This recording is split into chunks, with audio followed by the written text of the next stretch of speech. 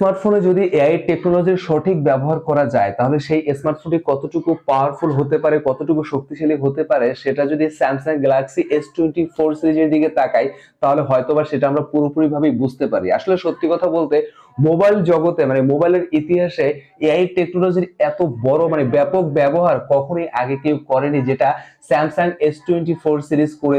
আসলে ব্যাপারটা কি ছিল সেটা নিয়ে আমরা ডিটেইলে আলোচনা করব। এটারও কিন্তু ভালো দিক মন্দ দিক রয়েছে। এছাড়াও স্যামসাং গ্যালাক্সি S24 আলট্রা এই স্মার্টফোনটি কেনা কতটুকু পারফেক্ট হবে এবং স্যামসাং গ্যালাক্সি S23 আলট্রা থেকে কতটুকু আপডেট করেছে নতুন এই স্মার্টফোনটি।